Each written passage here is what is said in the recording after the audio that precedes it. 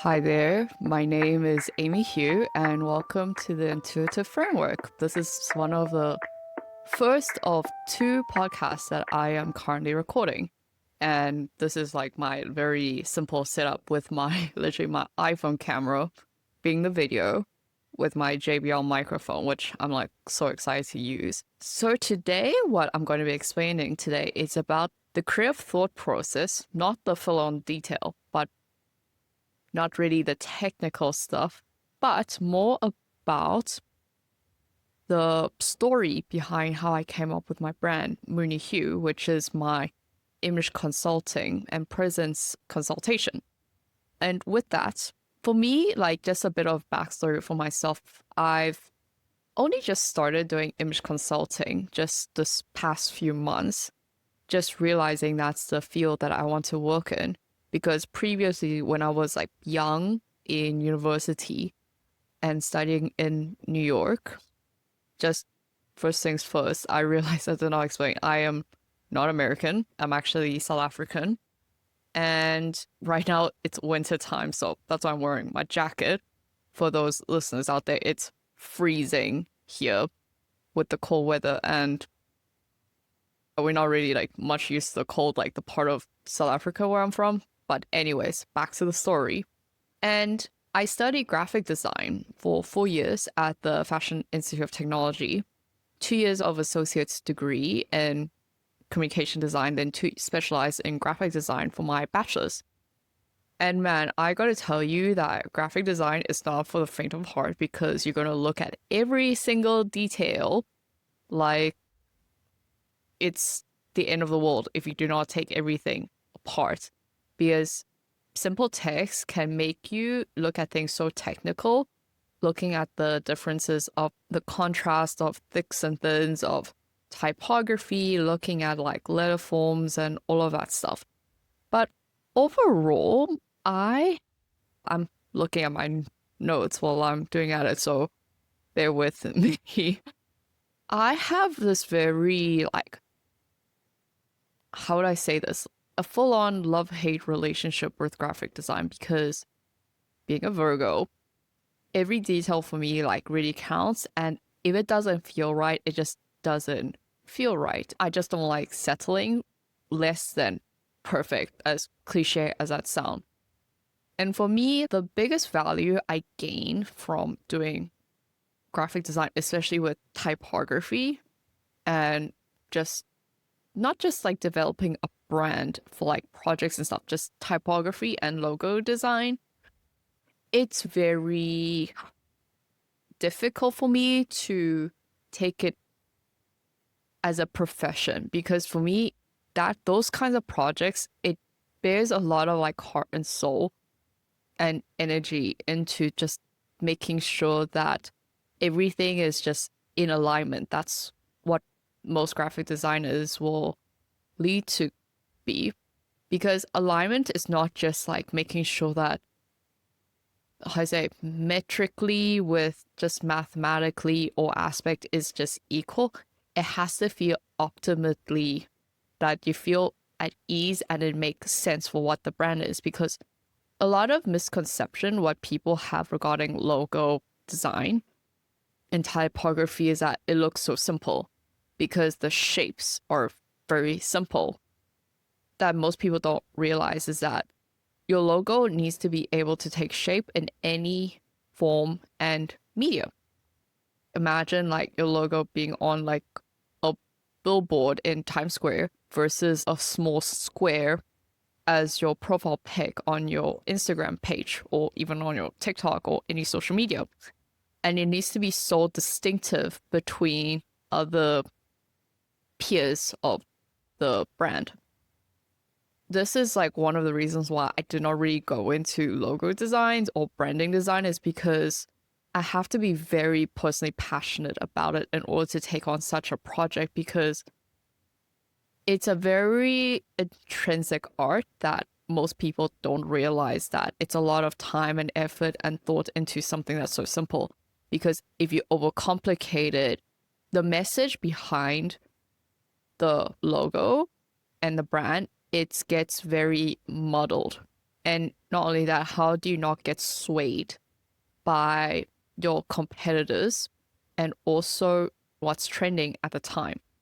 Because look at the luxury brands, for example, everyone's suddenly doing like a sans serif simple typeface when they used to be like serif and heritage brand logo marks. For me, it's what's missing the point of what makes a brand very distinctive. Not just brand, more like the visual identity. There's a difference between visual identity and branding, just to put in this case. Branding is about the intrinsic trust you have with a company, whereas brand visual identity is the logo and logo mark and just the visuals of it, like Tiffany blue versus Coca-Cola red. Those are like very distinctive terms. And just to keep a long story short, I always had trouble making logos for myself because it's like this is a representation for me. But in this case, it's for my business called Moony Hue, my image and presence consultation. It took me like from 2022 to now, or even 2021 even. So it took 4 years, but very slow 4 years because because at that time I was teaching full time. So I didn't really have a lot of energy to go fully into building the brand at that time. And plus and I didn't even know I wanted to do image consulting, but I knew I wanted to do something creative, not freelancing, doing illustrations or design. But I want to do something that's like different, but not be on a full like academic about it. So with that, logo has just been very tricky for me, and it's all about finding the right typeface because it's like building up the skeleton up as learned in class in art school. And what we did at that time, and keep in mind this was like early 2010, so everyone was using computers and stuff. And the biggest thing that my professors asked us was, what makes you different from someone who could just buy a computer versus you paying for 4 years of tuition? And that struck me still till this day. And this was like more than 10 years ago at this point. And what I realized is that you have to be able to see the details of the negative space, the edges, little things that people tend to overlook. And we're able to build up of knowing like how to see by literally using paper and scissors, like cutting up X-Acto knife, a lot of that, and just black and white, seeing the edges and surfaces, the differences. And man, like these projects took at least like half a semester to like midterms and stuff.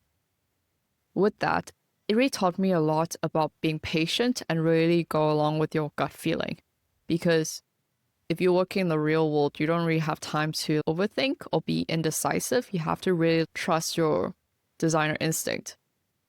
And in this case, I did this the same with my own logo design. So that was my little short backstory. And with that, with my brand Moony Hue, I wanted to is an image consultant, but I don't want to be like another alliteration. Is that the word?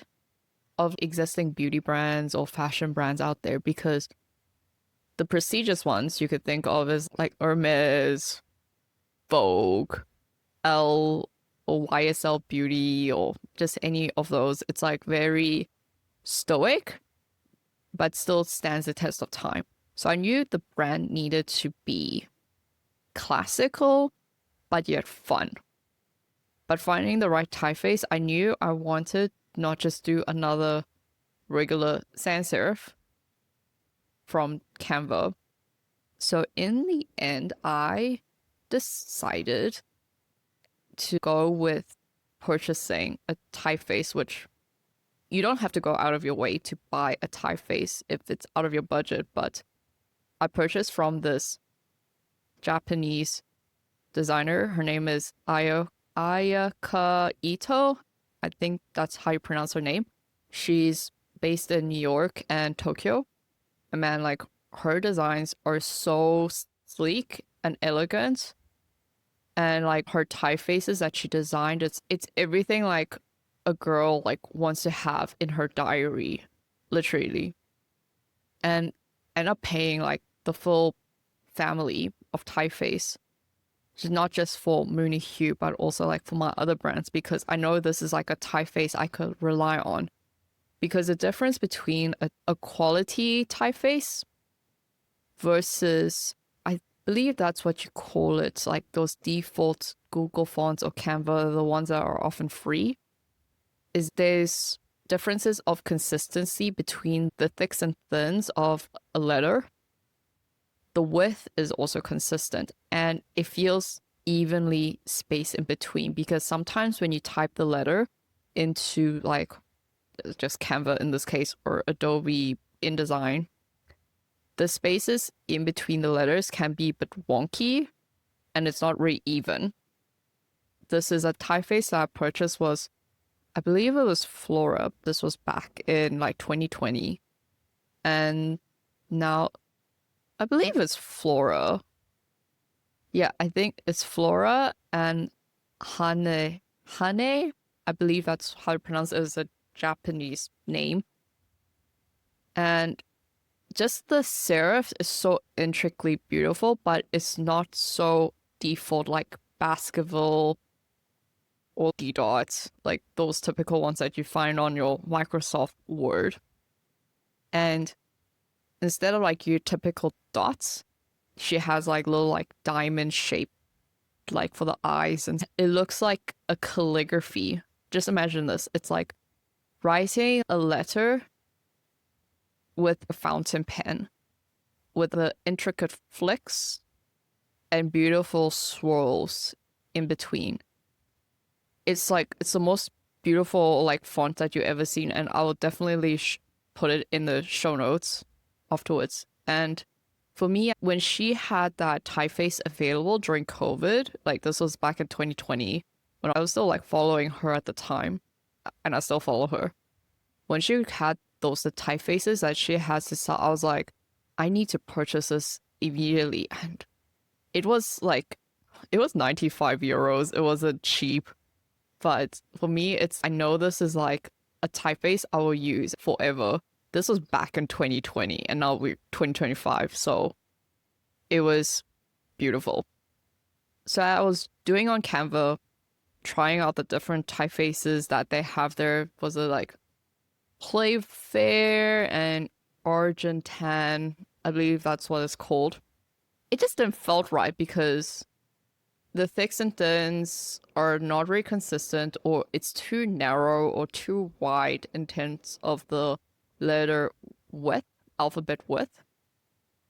But Hane is like, you have your 5 varieties, like from thin to black levels of weights. I was so excited when I finally figured out, because thinking about from my beginnings of this, figure out my brand name, Moony Hue, back in 2021 till now, it was just like an eye-opening moment for at least like what my brand stands for. Like it's all connecting the dots and bring image and presence all together. And that to me was like the most exciting of it all. And I went on a huge ramble about this because I was just like so excited and want to share of it all, which is I definitely want to and share some key takeaways about it here. Takeaway number 1 is that you need to be experimental in any way possible, even if it seems like completely disoriented. Because like you never know when you try, and don't let your assumptions to get to you. Because I tried at least like most like serif fonts that I could find on Canva, a lot of the default fonts that I could find on my laptop that I collected over the years. But sometimes like you have to see like where it goes and what like your own personal brand stands for. Do you like serif fonts like with Helvetica, or do you like something that's much more like ornate, or do you want something that's much more like Gothic black letter fonts Like you have to try and see for yourself and if it evokes your brand. That's one. Second is that find inspiration like around you, even from the most unconventional places, because it gives you a clue whether or not like you could borrow it. I'm not saying be a straight up copy of other brands out there, because sometimes when especially new brands are released, it could be like what was trending at the moment, which for me, like at least Gen Z colors, I could summarize as being like a lime green, like the Charlie XCX brat green. That makes me think of Gen Z colors right away. And back in the day, it was called like millennial pink in the 2010s. Now it's like Gen Z purple. So that's just something to always keep in mind. But it's always find inspirations maybe in the most unexpected places. Maybe it's not even in the industry that you're in. So always keep that in mind. That's 2. And 3 is like you have to really understand your whole branding concept. Not just branding concept, your business concept, your own like why, what makes you different from your other competitors out there. Because if you're not able to figure out like your standing point, what makes you different from clients to pick other people who may be more reputable than you or maybe have like more trustworthy base with them, and why would they go to you? It's like really understanding your why. Because for me personally is that a lot of the image consulting brands, at least with the few years of the personal color analysis and the image consulting, is that it feels very sterile, black and white, or maybe it's like too trendy leaning. So for me, it's about building the elegance, but also the personal aspect to it. So that's something like to keep in mind. Figure out your why, because I couldn't figure out my why for the longest time. It's until like I did my image consulting course that I was like, oh, this is what I could offer. This is like what makes me different from the other people, because this is an alternative that I could offer to clients that are coming to me. So that's something you can keep in mind when you do things. So yeah, that was like the biggest wake up call for me. This is my 1 minute ramble about my thoughts, is that starting a business is quite scary, not gonna lie, because it's like putting yourself out there, your whole identity. You need to be more responsible for what you have to offer. Building a business is different from going to school, which is you have to set deadlines for yourself.